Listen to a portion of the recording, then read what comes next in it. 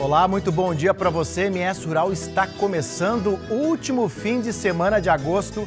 Vamos aos destaques desta edição. Fogo volta a consumir vegetação no Pantanal. Exportações nacionais de tilápia crescem com Mato Grosso do Sul na liderança do ranking. E hoje vamos rever algumas dúvidas de telespectadores que foram destaques aqui no MS Rural. Aproveite, já estamos no ar.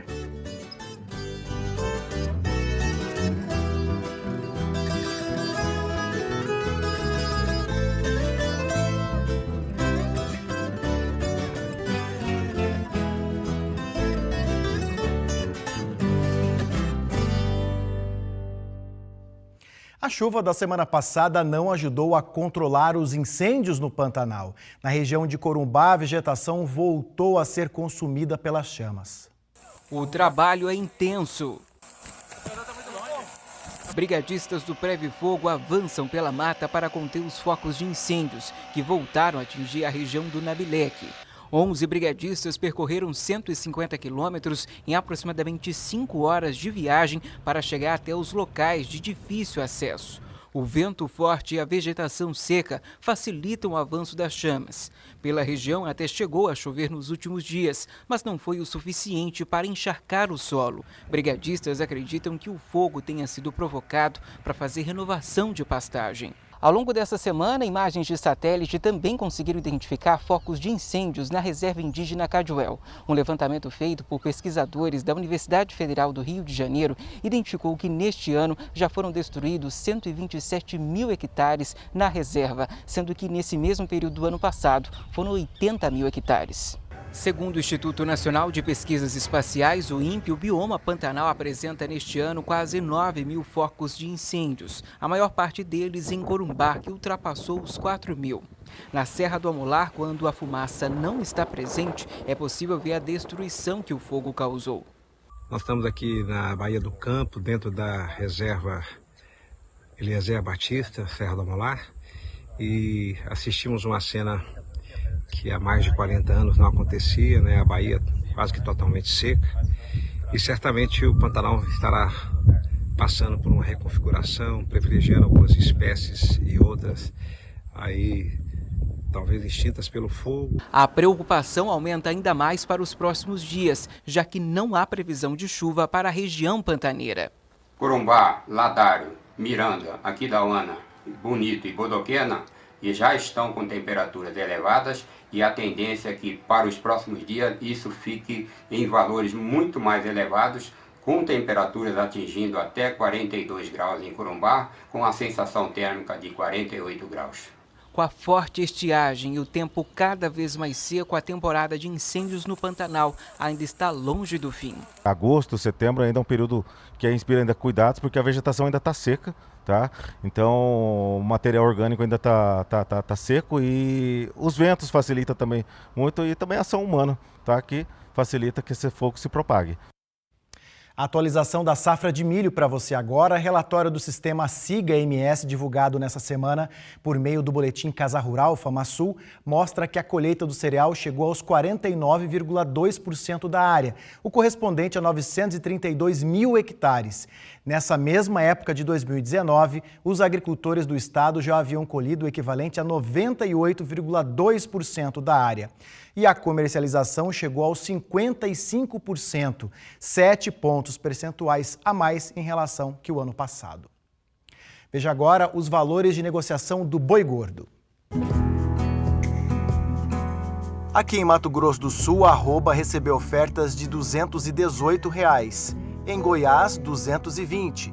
Já em São Paulo, os valores foram negociados em até R$ 228. Em instantes, exportação de tilápias cresce no país, com o estado à frente dos números. Voltamos já já.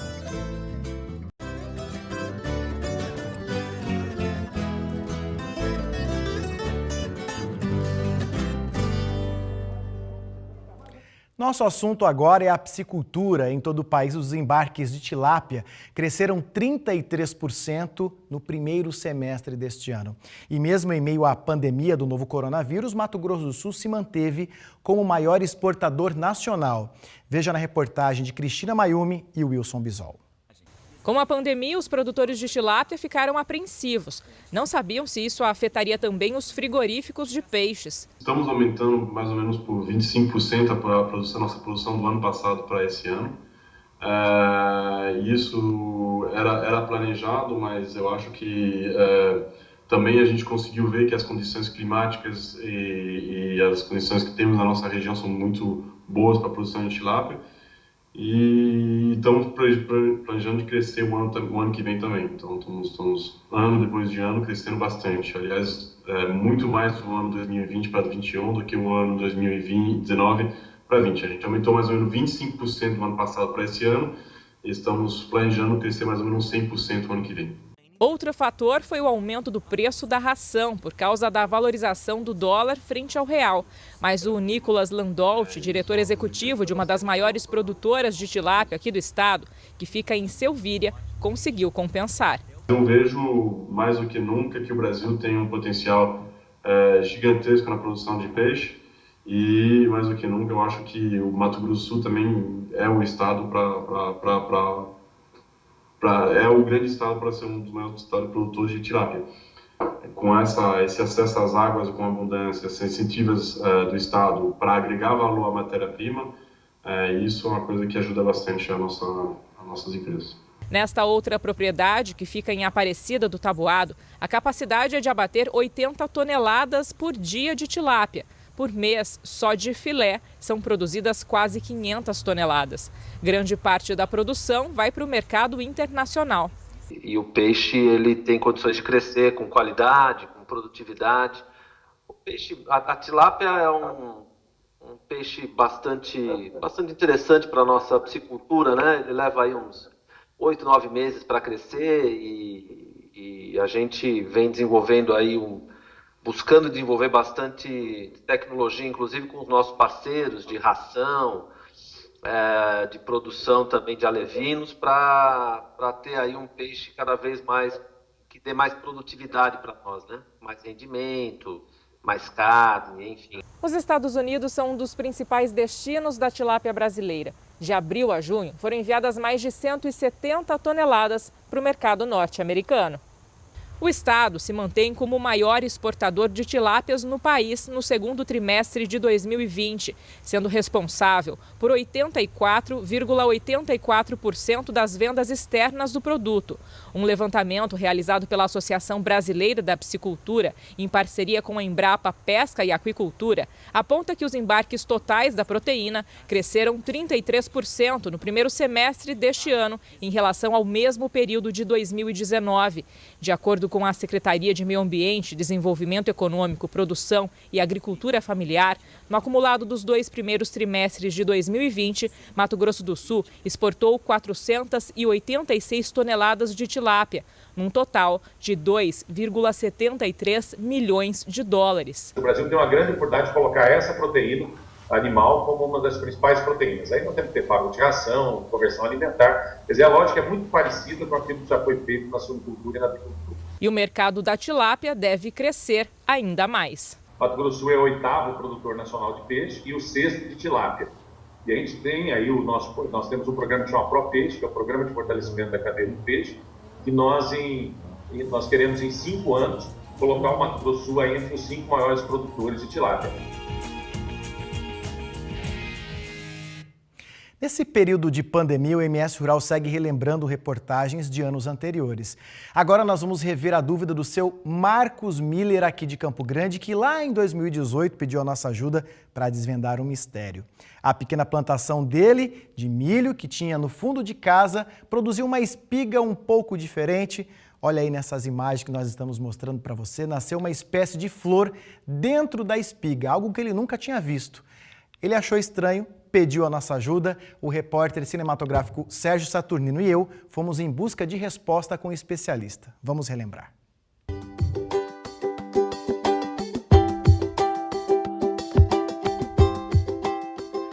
Pode parecer até que estamos na área rural, mas essa produção aí fica no quintal da casa do seu Marcos Miller. Filho de engenheiro agrônomo, ele herdou do pai o gosto pelo trabalho com a terra. Tem orgulho de consumir os alimentos que produz. Para você ter uma ideia, faz muito tempo que eu não sei o que é comprar uma salsinha, uma cebolinha, rúcula, inclusive, o hortelã que eu tenho aqui, né, para chá, ou qualquer... É muito gratificante você ter e produzir. Sempre que pode, a esposa, Dona Sandra, também dá uma mãozinha na manutenção. E a preferência por aqui é pela adubação natural. A compostagem é a base da nutrição das plantas. Aqui também tem uma lavoura de milho safrinha. As 98 plantas foram semeadas no mês de abril. E olha só, dá para ver que o milho também está sofrendo com a falta de chuva aqui na casa do seu Marcos. E foi durante a colheita que ele teve uma surpresa. Seu Marcos, chega para cá. Que surpresa foi essa? Olha, Edevaldo, eu fiz a colheita para fazer um milho verde e quando descasquei uma espiga, eu tive essa surpresa do pendão, da flor do milho nascendo entre a espiga e os grãos. O senhor nunca tinha visto isso? Nunca havia visto. O comum é o seguinte, o pendão fica ali, ó. Sim, o pendão ele fica na base superior, ele vai fazer a polinização na espiga abaixo depois que ela surgir, né? O senhor não fez nada de diferente? Nada de diferente, nada. Aqui é só adubação normal e é uma coisa incomum. Acredito, nunca havia visto isso. O senhor sempre planta milho no quintal de casa? Aqui todo ano nós fazemos para consumo. Um milho verde, um bolo de milho, uma pamonha. E dá só uma olhada nesse bolo. Dona Sandra preparou para a gente experimentar. Uma delícia. Dona Sandra, como é que é preparar esse café da manhã com milho do quintal de casa? É muito bom, porque não precisa estar comprando. E as coisas feitas em casa é outra coisa, é tudo de bom, né? Com o milho a gente faz o bolo e com as verduras, como a salsinha, cebolinha, rúcula, a gente faz saladas do dia a dia. A minha assistente técnica aqui, ela é caprichosa na lida da cozinha também, nos preparos do bolo, ou mesmo de uma salada, do quiabo, que tem um segredo especial, né, para ficar daquele jeito. O papo tá bom, mas a gente precisa saber o que aconteceu com a formação da espiga do seu Marcos. Fomos em busca de respostas com o engenheiro agrônomo Rafael Moura. Veja o que ele diz. O que aconteceu foi influência do calor e a falta de chuva. A planta deve ter passado por algum estresse hídrico ou excesso de calor que causou essa anomalia na planta. É uma florzinha do pendão, que eu peguei um pendão, e ele se desenvolveu na espiga do milho. A inflorescência masculina veio na feminina, por causa dessa anomalia. É diferente de quando a gente tem a espiga de milho no pendão. Isso é outra ocasião que acontece também. E vão aí algumas dicas para evitar esse tipo de problema e aumentar a produtividade. É uma área pequena, pode ser feita uma irrigação. A hora que está sentindo que a folha do milho está curvando, joga uma água, até mesmo com uma mangueira. E outra dica, apesar de ser uma área pequena, faz uma análise de solo que é muito barata, e a correção também vai ficar muito barata. Às vezes um pouquinho de calcário, um pouquinho de nitrogênio, vai ter uma produção muito melhor. E a mesma dica vale para muitas pessoas também, não é mesmo? Hora de mais um intervalo. A seguir, vamos rever mais uma dúvida sobre o cajueiro gigante da região leste. Nós já voltamos.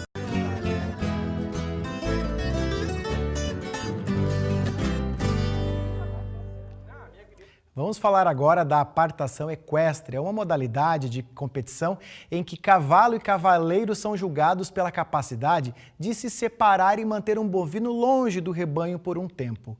É um esporte, só que também de esporte, além disso, é preciso muito treinamento e também escolha dos animais. Essa escolha inclui principalmente a genética. Reveja aí na reportagem que nós fizemos e que o Marcos Ribeiro acompanhou em 2019.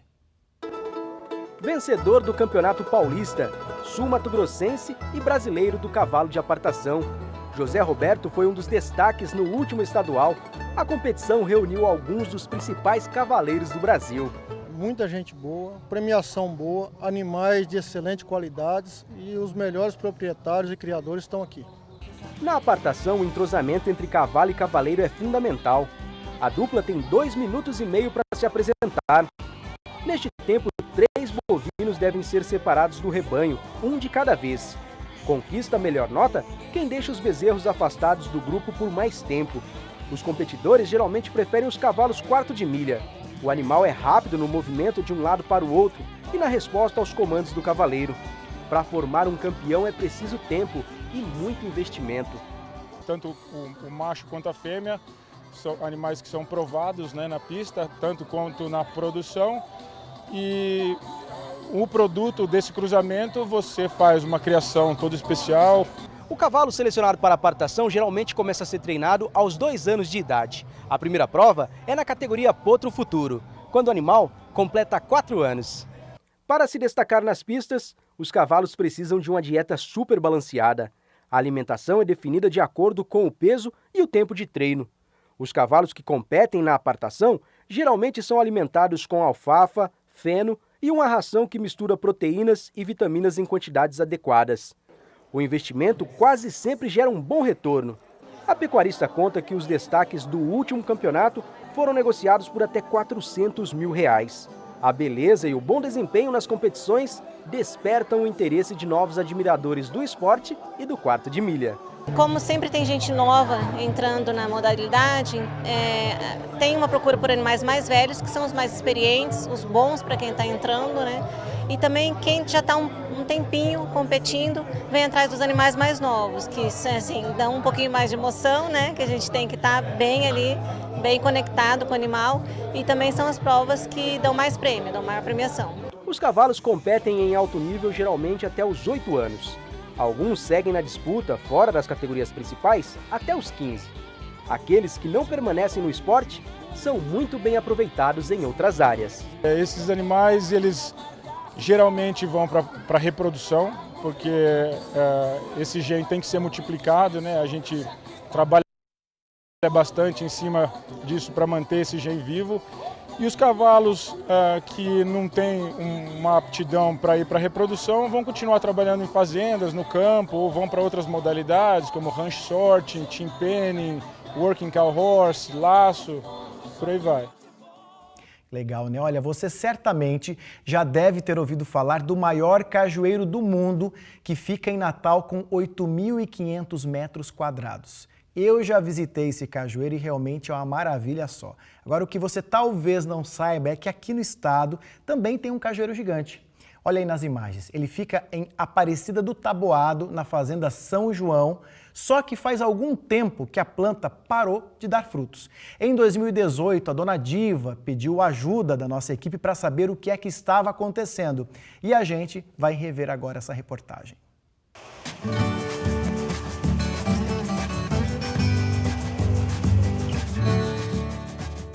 Oi, pessoal do MS Rural. Estamos aqui na Fazenda São João, em Aparecida do Taboado.